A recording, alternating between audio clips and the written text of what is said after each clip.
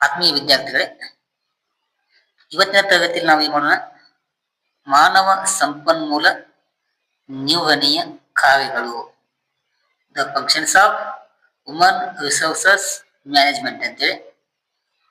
ಇದು ಎಕ್ಸಾಮಿನ ದೃಷ್ಟಿಯಿಂದ ನಿಮಗೆ 10 ಅಥವಾ 15 ಅಂಕದ ಪ್ರಶ್ನೆಯಾಗಿ ಈ ಒಂದು ಪ್ರಶ್ನೆಯನ್ನ ಕೇಳಬಹುದು. ಹೀಗಾಗಿ ಇದ್ರ ಬಗ್ಗೆ ಹೆಚ್ಚಿನ ಒಂದು ಮಹತ್ವವನ್ನ ಕೊಡಬೇಕು.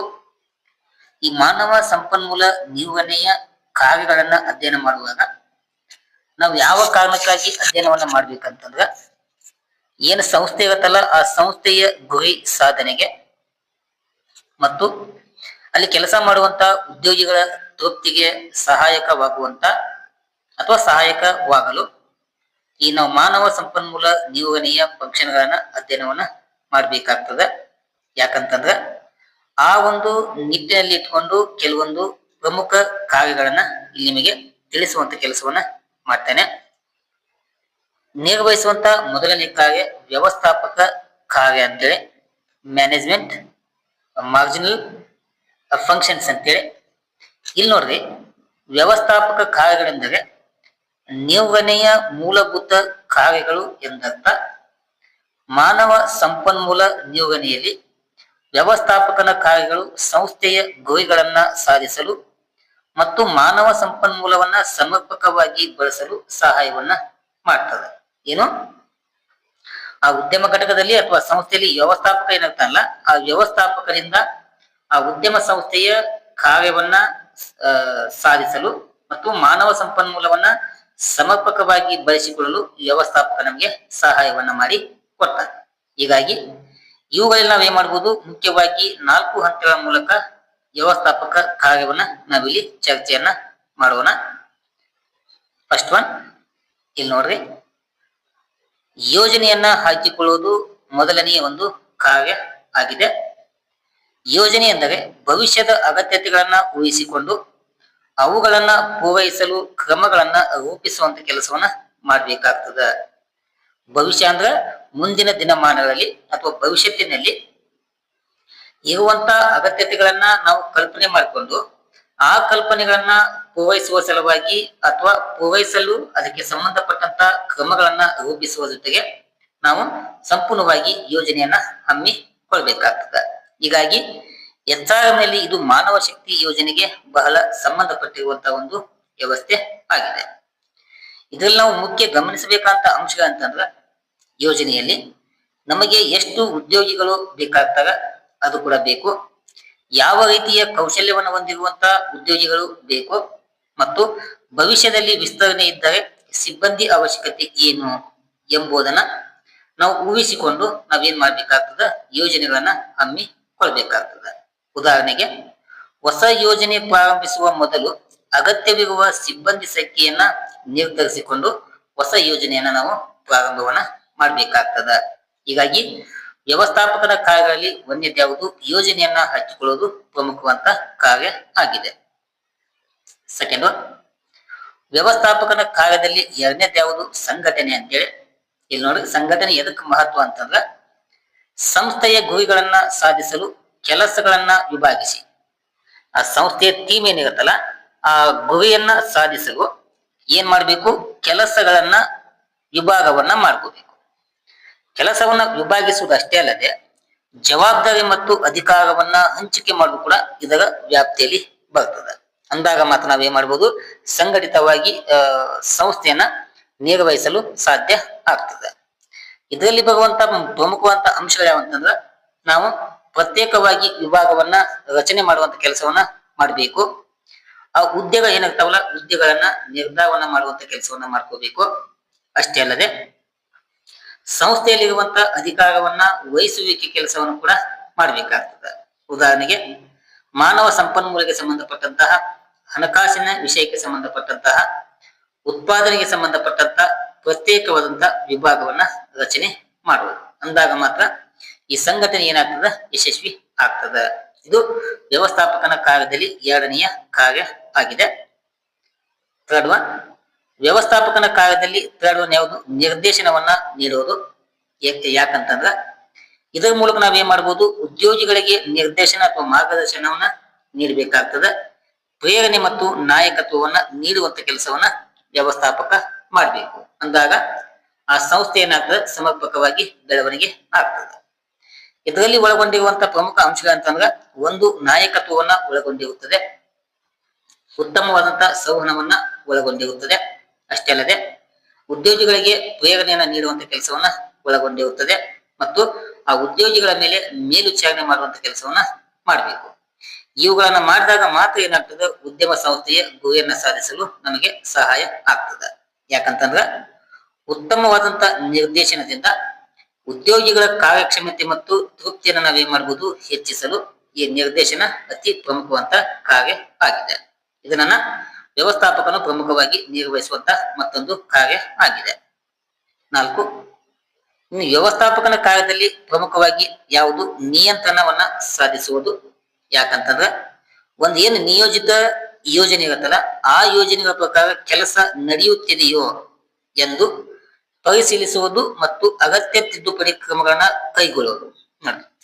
ಅವೇನು ಯೋಜನೆಗಳು ಇರ್ತಾವಲ್ಲ, ಆ ಯೋಜನೆಗಳು ಸಮರ್ಪಕವಾಗಿ ಆಗ್ಯಾವ ಇಲ್ಲ ಅಂತೇಳಿ ಅಥವಾ ಅದ್ರ ಬಗ್ಗೆ ಪರಿಶೀಲನೆ ಮಾಡೋದಾಗ್ಬೋದು, ಏನಾದ್ರೂ ಸಮಸ್ಯೆಗಳಿದ್ರೆ ಅಲ್ಲಿ ತಿದ್ದುಪಡಿಗಳನ್ನ ಮಾಡೋದಾಗ್ಬೋದು. ಇಂತಹ ಒಂದು ಕ್ರಮಗಳನ್ನ ಕೈಗೊಳ್ಳುವುದರ ಮೂಲಕ ನಾವು ಸಂಸ್ಥೆಯನ್ನ ನಿಯಂತ್ರಿಸುವಂತ ಕೆಲಸವನ್ನ ವ್ಯವಸ್ಥಾಪಕನು ಮಾಡಬೇಕಾಗುತ್ತದೆ.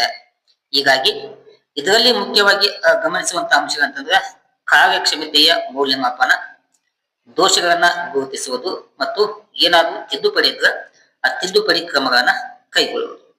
ಉದಾಹರಣೆ, ವಾರ್ಷಿಕ ಸುಧಾರಣಾ ಸಮಿತಿ ಏನಿರುತ್ತಲ್ಲ, ಆ ವಾರ್ಷಿಕವಾಗಿ ನಾವೇನ್ ಮಾಡ್ಬೋದು, ಅದರ ಒಂದು ಪರ್ಫಾರ್ಮೆನ್ಸ್ ಅನ್ನ ಲೆಕ್ಕವನ್ನ ಹಾಕುವುದರ ಮೂಲಕ ನಾವು ನಿಯಂತ್ರಣವನ್ನ ಸಾಧಿಸಲು ಸಹಾಯ ಆಗ್ತದೆ. ಇನ್ನು ನಿರ್ಧರಿಸುವಂತ ಫಂಕ್ಷನ್ಗಳಲ್ಲಿ ಎರಡನೇದು ಯಾವುದು, ಕಾರ್ಯಾತ್ಮಕ ಕಾರ್ಯಗಳಂತೇಳಿ. ಇದು ಎರಡನೆಯ ಕಾರ್ಯ. ಇದರಲ್ಲಿ ಪ್ರಮುಖವಾಗಿ ಮತ್ತೆ ಕೆಲವೊಂದು ಭಾಗ ಬರ್ತಾವೆ, ಅವುಗಳ ಬಗ್ಗೆ ಒಂದೊಂದಾಗಿ ಚರ್ಚೆಯನ್ನ ಮಾಡೋಣ. ಇದರಲ್ಲಿ ಬರುವಂತ ಒಂದನೇದು ಯಾವುದು, ಮಾನವ ಶಕ್ತಿ ಯೋಜನೆ. ನೋಡಿ, ಎಂತ ಯೋಜನೆ, ಮಾನವ ಶಕ್ತಿ ಯೋಜನೆ. ಇಲ್ಲಿ ನೋಡ್ರಿ, ಸಂಸ್ಥೆಗೆ ಭವಿಷ್ಯದಲ್ಲಿ ಬೇಕಾಗುವ ಉದ್ಯೋಗಿಗಳ ಸಂಖ್ಯೆ ಮತ್ತು ಕೌಶಲ್ಯಗಳನ್ನ ಅಂದಾಜು ಮಾಡುವುದು. ಒಂದು ಸಂಸ್ಥೆಗೆ ಮುಂದೆ ಬೇಕಾಗುವಂತ ಉದ್ಯೋಗಗಳ ಸಂಖ್ಯೆ, ಎಷ್ಟು ಜನ ಕೆಲಸ ಮಾಡಲು ಕೂಲಿ ಕಾರ್ಮಿಕರು ಬೇಕು, ಎಷ್ಟು ಉದ್ಯೋಗಿಗಳು ಬೇಕಂತೇಳಿ ನಾವೇನ್ ಮಾಡ್ಬೇಕು, ಆ ಸಂಖ್ಯೆ ಅಷ್ಟೇ ಅಲ್ಲದೆ ಅದರ ಒಂದು ಕೌಶಲ್ಯ ಮಟ್ಟವನ್ನು ನಾವೇನ್ ಮಾಡ್ಬೇಕಾಗ್ತದೆ, ಆ ಸಂಸ್ಥೆ ಅಂದಾಜನ್ನ ಮಾಡ್ಬೇಕಾಗ್ತದೆ. ಹೀಗೆ ಅಂದಾಜನ್ನ ಮಾಡಿದ್ರೆ ನಾವೇನ್ ಮಾಡ್ಬೋದು, ಸರಿಯಾದ ಒಂದು ಯೋಜನೆಯಿಂದ, ಸರಿಯಾದ ಒಂದು ಮಾನವ ಶಕ್ತಿ ಯೋಜನೆಯಿಂದ ಸಿಬ್ಬಂದಿಯ ಕೊರತೆ ಸಮಸ್ಯೆಯನ್ನ ನಿವಾರಿಸಬಹುದು ಅಥವಾ ಅಧಿಕ ಸಿಬ್ಬಂದಿಯ ಒಂದು ಸಮಸ್ಯೆನ ನಾವು ಸಂಪೂರ್ಣವಾಗಿ ನಿವಾರಣೆ ಮಾಡಲು ಸಾಧ್ಯ ಆಗ್ತದೆ. ಹೀಗಾಗಿ ಮಾನವ ಶಕ್ತಿ ಯೋಜನೆ ಎಂಬುದು ಇದು ಕಾರ್ಯಾತ್ಮಕ ಕಾರ್ಯದಲ್ಲಿ ಒಂದನೆಯ ಕಾರ್ಯ. ಸೆಕೆಂಡ್ ಒನ್, ನೇಮಕಾತಿಯನ್ನ ಮಾಡಿಕೊಳ್ಳುವುದು. ಆ ಸಂಸ್ಥೆಗೆ ಬೇಕಾಗಿರುವಂತಹ ಉದ್ಯೋಗಿಗಳನ್ನ, ಎಲಿಜಿಬಲ್ ಇರುವಂತ ಅಭ್ಯರ್ಥಿಗಳನ್ನ ಆಕರ್ಷಿಸುವಂತ ಚಟುವಟಿಕೆಯನ್ನ ಮಾಡ್ಕೋಬೇಕು. ಅಂದ್ರ ಆ ಸಂಸ್ಥೆಗೆ ಸುಟೇಬಲ್ ಆಗಿ ಆ ಕೆಲಸವನ್ನ ಮಾಡಲು ಎಂತ ಕೂಲಿ ಕಾರ್ಮಿಕರು ಬೇಕಲ್ಲ, ಉದ್ಯೋಗಿಗಳು ಬೇಕಲ್ಲ, ಅವರನ್ನ ಆಕರ್ಷಣೆ ಮಾಡುವಂತ ಕೆಲಸವನ್ನ ಮಾಡ್ಬೇಕಾಗ್ತದೆ. ಅದನ್ನ ನಾವ್ ಹೆಂಗ್ ಮಾಡ್ಬೋದು ಅಂತಂದ್ರ, ಕೆಲವೊಂದು ಜಾಹೀರಾತನ್ನ ಕೊಡಬಹುದು ಅಥವಾ ಆ ಸಂಸ್ಥೆ ವಿಶೇಷವಾಗಿ ಉದ್ಯೋಗ ಮೇಳವನ್ನ ಹಮ್ಮಿಕೊಳ್ಬಹುದು. ಅದಿರ್ಲಿಕ್ಕಂತಂದ್ರ ಆನ್ಲೈನ್ ಮೂಲಕ ಅರ್ಜಿಯನ್ನ ಕರೆಯುವುದರ ಮೂಲಕ ಅಭ್ಯರ್ಥಿಗಳನ್ನ ತುಂಬುವಂತ ಕೆಲಸವನ್ನ ಇಲ್ಲಿ ನಾವು ಮಾಡಬೇಕಾಗುತ್ತದೆ. ಥರ್ಡ್ ಒನ್, ಆಯ್ಕೆಯನ್ನ ಮಾಡ್ಬೇಕಾಗ್ತದೆ. ಇದು ನಿರ್ವಹಿಸುವಂತ ಮೂರನೇ ಕಾರ್ಯ. ಆಯ್ಕೆಯನ್ನ ಹೇಗ್ ಮಾಡ್ಬೇಕಂತಂದ್ರ, ನಾವು ಪರೀಕ್ಷೆಯನ್ನ ನಡೆಸುವುದರ ಮೂಲಕ ಆಯ್ಕೆ ಮಾಡಬಹುದು, ಸಂದರ್ಶನವನ್ನ ಮಾಡುವುದರ ಮೂಲಕ ಆಯ್ಕೆ ಮಾಡಬಹುದು, ಅಥವಾ ಮೌಲ್ಯಮಾಪನದ ಮೂಲಕ ಸೂಕ್ತವಾದಂತ ಅಭ್ಯರ್ಥಿಯನ್ನ ಆಯ್ಕೆ ಮಾಡುವುದು. ಇದು ಮೂರನೆಯ ಕಾರ್ಯ ಆಗಿದೆ. ಯಾಕೆ ಈ ತರ ಮಾಡ್ಬೇಕಂತಂದ್ರ, ಸರಿಯಾದ ಆಯ್ಕೆಯನ್ನ ಮಾಡಿಕೊಂಡ್ರ ಆ ಸಂಸ್ಥೆ ಏನಾಗ್ತದ, ಯಶಸ್ವಿ ಆಗ್ತದ ಎಂಬುದಕ್ಕೆ ಈ ಆಯ್ಕೆಯನ್ನ ನಾವು ಗಮನದಲ್ಲಿ ಇಟ್ಕೋಬೇಕು. ಆಮೇಲೆ ನಿಯೋಜನೆ ಎಂಬುದು ಇದು ನಾಲ್ಕನೆಯ ಕಾರ್ಯ. ಸರಿಯಾದ ವ್ಯಕ್ತಿಯನ್ನ ಸರಿಯಾದ ಹುದ್ದೆಗೆ ನೇಮಕವನ್ನ ಮಾಡುವಂಥದ್ದು ಮಾನವ ಸಂಪನ್ಮೂಲ ನಿರ್ವಹಣೆಯ ಮತ್ತೊಂದು ಕಾರ್ಯ. ಅಂದ್ರ ಯಾವ ಹುದ್ದೆಗೆ ಯಾವ ವ್ಯಕ್ತಿ ಸುಟೇಬಲ್ ಆಗ್ತಾನ ಆ ವ್ಯಕ್ತಿಯನ್ನ ನೇಮಕ ಮಾಡಿದ್ರೆ ಆ ಸಂಸ್ಥೆ ಏನಾಗ್ತದ, ಉತ್ತಮವಾಗಿ ಬೆಳವಣಿಗೆನ ಹೊಂದುತ್ತದೆ. ಫಿಫ್ತ್, ತರಬೇತಿ ಮತ್ತು ಅಭಿವೃದ್ಧಿಯನ್ನ ಕೊಡುವುದು. ಅಂದ್ರ ಉದ್ಯೋಗಿಗಳ ಕೌಶಲ್ಯ ಮಟ್ಟ ಆಗ್ಬೋದು, ಜ್ಞಾನ ಮತ್ತು ಸಾಮರ್ಥ್ಯವನ್ನ ನಾವೇನ್ ಮಾಡ್ಬೋದು, ತರಬೇತಿ ಮತ್ತು ಅಭಿವೃದ್ಧಿಯನ್ನು ಕೊಡುವುದರ ಮೂಲಕ ಇವುಗಳನ್ನ ಹೆಚ್ಚಳವನ್ನ ಮಾಡಬಹುದು. ಅವಕ್ಕೆ ಸಂಬಂಧಪಟ್ಟಂತ ಕೆಲವೊಂದು ಇಲ್ಲಿ ಟ್ರೈನಿಂಗ್ ಅದಾವ.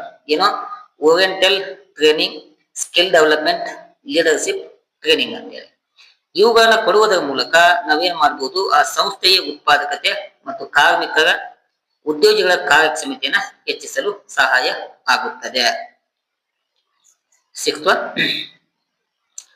ವೇತನ ಮತ್ತು ಪರಿಹಾರ ನಿಯೋಜನೆ ಕ್ರಮಗಳನ್ನ ಮಾಡ್ಕೋಬೇಕು. ಯಾವ್ದ್ರ ಮೂಲಕ ಅಂತಂದ್ರ ನ್ಯಾಯಸಮ್ಮತವಾಗಿ ವೇತನವನ್ನ ಕೊಡುವುದು, ಕೆಲವೊಂದು ಬೋನಸ್ ಗಳನ್ನ ಕೊಡುವುದು, ಕೆಲವೊಂದು ಭತ್ಯೆಗಳನ್ನ ನಿರ್ಧರಿಸುವಂತ ಕೆಲಸವನ್ನ ಮಾಡ್ಬೇಕಾಗ್ತದೆ. ಹೀಗೆ ಮಾಡುವುದರಿಂದ ಉತ್ತಮವಾದಂತಹ ವೇತನವಾದಂತಹ ವ್ಯವಸ್ಥೆಯಿಂದ ಉದ್ಯೋಗಿಗಳು ಏನ್ ಮಾಡಬಹುದು, ಹೆಚ್ಚಿನ ಪ್ರಮಾಣದಲ್ಲಿ ಕೆಲಸವನ್ನ ಮಾಡಲು ಸಾಧ್ಯ ಆಗ್ತದೆ. ಸೆವೆಂತ್ ಒನ್, ಕಾರ್ಯಕ್ಷಮತೆ ಮೌಲ್ಯಮಾಪನ ಅಂತೇಳಿ ಅಂದ್ರ ಉದ್ಯೋಗಿಯ ಕೆಲಸದ ಗುಣಮಟ್ಟವನ್ನ ಅಳೆಯುವಂತ ಕೆಲಸವನ್ನ ಮಾಡ್ಬೇಕಾಗ್ತದೆ. ಹೀಗೆ ಮಾಡುವುದರಿಂದ ಅಲ್ಲಿ ನಾವೇನ್ ಮಾಡ್ಬೇಕು, ಆ ಉದ್ಯೋಗಿಗಳ ಗುಣಮಟ್ಟವನ್ನು ಪತ್ತೆ ಹಚ್ಚಬೇಕಂತಂದ್ರ ಪದೋನ್ನತಿ ಅಥವಾ ಬಡ್ತಿಯನ್ನು ನೀಡುವಂತ ಕೆಲಸವನ್ನ ಮಾಡ್ಕೋಬೇಕು. ಸಮಯಕ್ಕೆ ಸರಿಯಾಗಿ ವೇತನವನ್ನ ಹೆಚ್ಚಳವನ್ನ ಮಾಡುವುದರ ಮೂಲಕ ಅವರ ಕ್ಷಮತೆಯನ್ನ ಹೆಚ್ಚಿಸುವಂತ ಕೆಲಸವನ್ನ ಮಾಡಬೇಕು. 8, ಉದ್ಯೋಗಿಗಳ ಕಲ್ಯಾಣವನ್ನ ಸಾಧಿಸುವುದು ಅಂದ್ರ ಅಲ್ಲಿ ಕೆಲಸ ಮಾಡುವಂತ ಕೂಲಿ ಕಾರ್ಮಿಕ ಅಥವಾ ಉದ್ಯೋಗಿಗಳಿಗೆ ಸಾಮಾಜಿಕ ಮತ್ತು ಆರ್ಥಿಕ ಕಲ್ಯಾಣ ಕಾರ್ಯಕ್ರಮಗಳನ್ನ ಹಮ್ಮಿಕೊಳ್ಳುವಂತ ಕೆಲಸವನ್ನ ಮಾಡ್ಬೇಕಾಗ್ತದ. ಉದಾಹರಣೆಗೆ PF ಸೌಲಭ್ಯ ಆಗ್ಬೋದು, ESI ಸೌಲಭ್ಯ ಆಗ್ಬೋದು, ವೈದ್ಯಕೀಯ ಮತ್ತು ವಸತಿ ಸೌಲಭ್ಯ. ಇದು ಮತ್ತೊಂದು ಪ್ರಮುಖವಾದ ಕಾರ್ಯ. 9 ಯಾವುದು, ಕೈಗಾರಿಕಾ ಸಂಬಂಧಗಳನ್ನ ಇಟ್ಟುಕೊಳ್ಳುವುದು. 10 ಯಾವುದು, ಸುರಕ್ಷತೆ ಮತ್ತು ಆರೋಗ್ಯವನ್ನ ಹಮ್ಮಿಕೊಳ್ಳುವುದು. ಇನ್ನು 3ನೇ ಪ್ರಮುಖವಾದ ಕಾರ್ಯ ಯಾವುದು, ಸಲಹಾ ಕಾರ್ಯಗಳಂತೇಳಿ.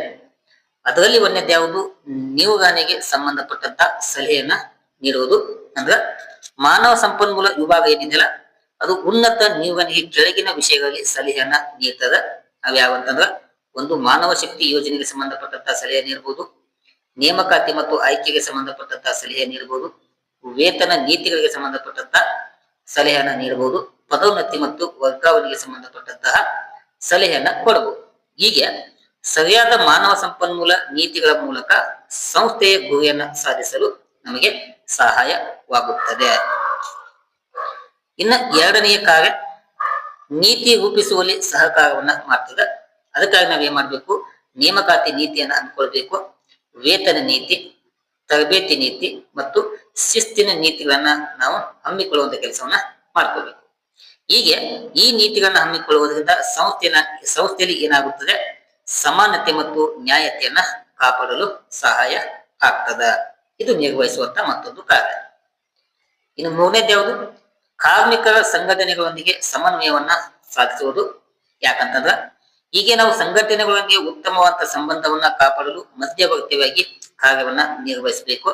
ಯಾಕಂತಂದ್ರ ಹೀಗೆ ಸಮನ್ವಯ ಮತ್ತು ಸಂಬಂಧವನ್ನು ಹೊಂದುವುದರಿಂದ ಮುಷ್ಕರವನ್ನ ತಡೆಗಟ್ಟಬಹುದು, ಲಾಕೌಟ್ ಸಮಸ್ಯೆಗಳಿಗೆ ಪರಿಹಾರವನ್ನ ಒದಗಿಸಬಹುದು, ಕೆಲವೊಂದು ವೇತನ ಒಪ್ಪಂದಗಳಿರ್ತಾವ ಆ ಸಮಸ್ಯೆಯನ್ನ ಬಗೆಹರಿಸಬಹುದು ಮತ್ತು ಕೈಗಾರಿಕಾ ಶಾಂತಿಯನ್ನ ಕಾಪಾಡಲು ಸಾಧ್ಯ ಆಗ್ತದೆ. ಇವೆಲ್ಲ ಮಾಡುವುದರಿಂದ ಕೈಗಾರಿಕಾ ಸಂಬಂಧಗಳು ಗಟ್ಟಿಯಾಗಿ ಬೆಳೆಯುತ್ತವೆ.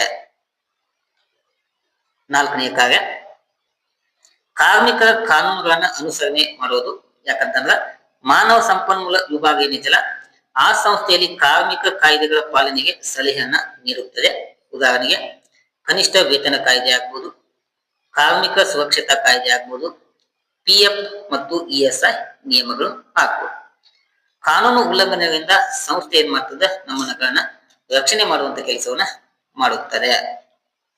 5, ಉದ್ಯೋಗಿಗಳಿಗೆ ಸಲಹೆಯನ್ನ ಕೊಡುವಂತ ಕೆಲಸವನ್ನು ಕೂಡ ಮಾಡ್ತದೆ. ಯಾಕಂತಂದ್ರ ಹೀಗೆ ಸಲಹೆಯನ್ನ ಕೊಡುವುದರಿಂದ ನಾವೇನ್ ಮಾಡ್ಬೋದು, ಕೆಲಸದ ಒತ್ತಡದ ನಿರ್ವಹಣೆಯನ್ನ ಮಾಡಬಹುದು, ವೃತ್ತಿ ಮಾರ್ಗದರ್ಶನವನ್ನ ಕೊಡಬಹುದು ಮತ್ತು ವಿವಾದಗಳನ್ನ ಪರಿಹಾರವನ್ನ ಮಾಡುವಂತ ಕೆಲಸವನ್ನ ಮಾಡಬಹುದು. ಹೀಗೆ ಮಾಡುವುದರಿಂದ, ಸಲಹೆ ಕೊಡುವುದರಿಂದ ಉದ್ಯೋಗಿಗಳ ತೃಪ್ತಿ ಮತ್ತು ನಿಷ್ಠೆ ಪ್ರಮಾಣ ಹೆಚ್ಚಿಸಲು ಸಹಾಯವಾಗ್ತದೆ. ಓಕೆ, ಇಷ್ಟು ವಿದ್ಯಾರ್ಥಿಗಳೇ ಮಾನವ ಸಂಪನ್ಮೂಲ ನಿರ್ವಹಣೆಯ ಪ್ರಮುಖವಾದ ಫಂಕ್ಷನ್ಗಳ ಬಗ್ಗೆ ನಿಮಗೆ ತಿಳಿಸುವಂತ ಕೆಲಸವನ್ನ ಮಾಡಿದ್ದೇನೆ.